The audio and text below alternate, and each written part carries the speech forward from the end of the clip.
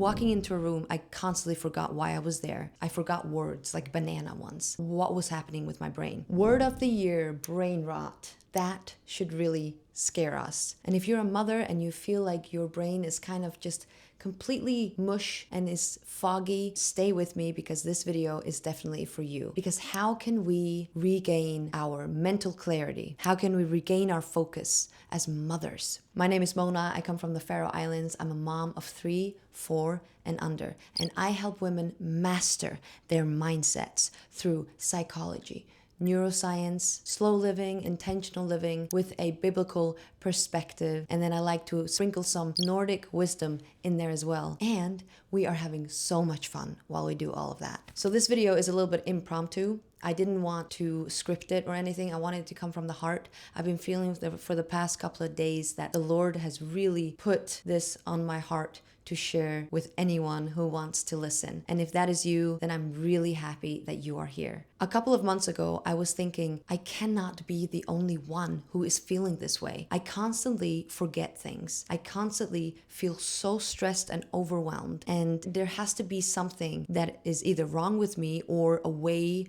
out of this. Like walking into a room, I constantly forgot why I was there. And just simple words, I forgot words like banana ones. What was happening with my brain? And I went on a mission to regain a sharp mind, regain focus. And I did a couple of things that are free and you can start today to really regain back your focus as a mother. The first thing I did was I got off of Instagram. Instagram made me miserable and I didn't really know it. And it was such a habit for so long that even if I kind of did know that it made me miserable, I never felt good after I exited the app, but I always went back on it because I was completely addicted to it. I thought, you know what, I have to go cold turkey. And that's the first step, going cold turkey on Instagram. Get away from the scrolling. We already know this. There's so much research that says that scrolling does not help you in any way. If anything, it rots our brain.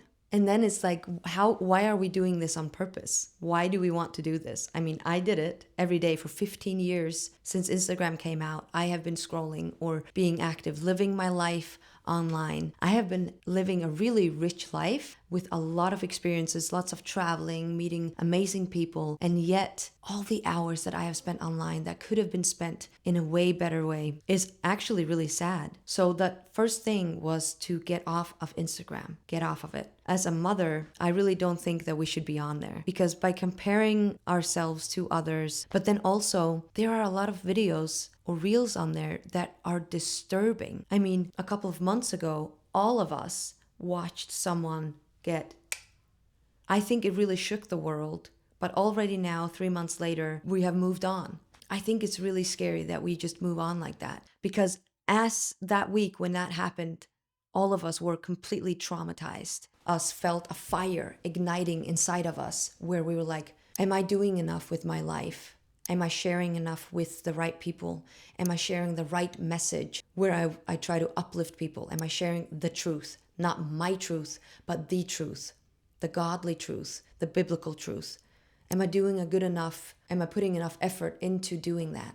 A lot of people felt that, but after that now it has kind of dulled back down. There have been other things that have been consuming our minds, such as podcasts or other videos in regards to what happened a couple months ago, but it's still almost a spectacle. Is it the right thing to consume? It's just a question that I sit with every day. So I have really tried to cut back on scrolling because I really want to be more present in my kids' lives and helping my brain to be more sharp. And the second thing that I have done is living more intentionally, being present, not being in my brain all the time, but being present in the tasks that I do with my children when they play, with my children when they are talking to me. When I'm walking outside, I'm present, I'm looking at the small things.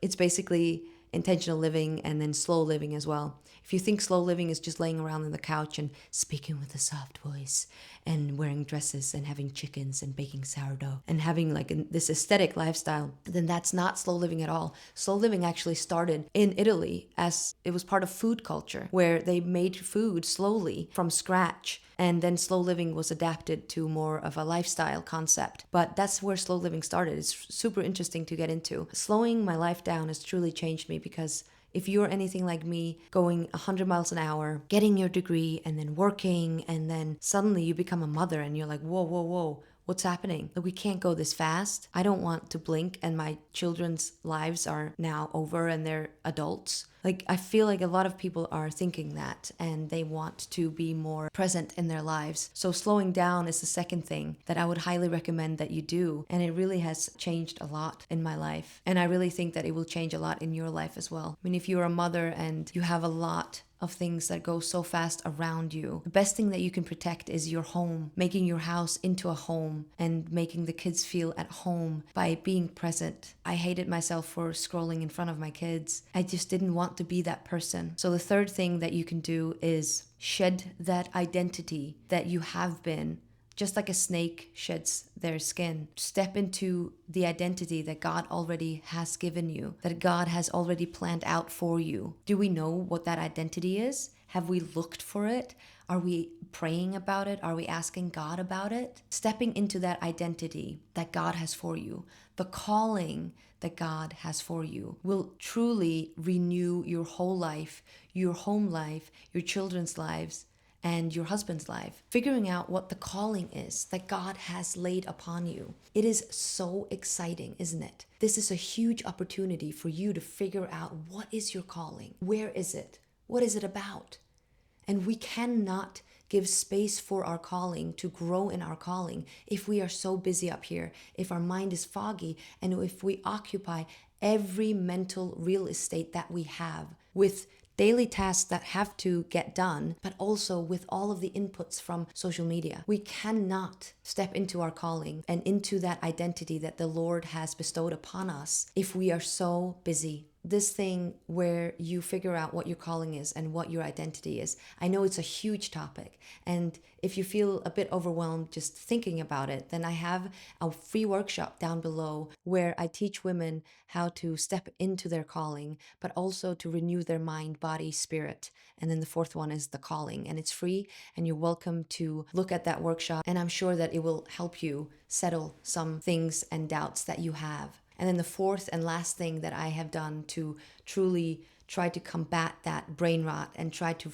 truly focus my mind, get back into focus, is cold plunging. Now, cold plunging is a complete craziness that I have done, and I started 3 months ago. So it wasn't too cold yet outside, so I started slowly, but it has truly sharpened my mind. I cannot explain how amazing it has been for my life and for my everyday routine. It's literally a minute and a half. I had to break the ice the other day and go in, and every time I do it, I'm like, why are you so crazy? Why are you doing this? This is so silly. But every time I step out of that cold plunge afterwards, the mind is so clear. The mood has been lifted, and I feel more goal-oriented and I'm more ambitious and more present with my children every day when I have cold plunged. I highly recommend that you cold plunge. It is simple. It's scary. It is scary, but it's very simple. And it's very quick. Anyone can do it. If you don't have a plunge yet, I got a really cheap one on Amazon.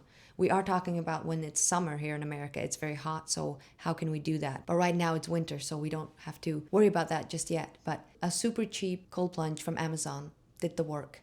And I'm telling you, you will feel so much better.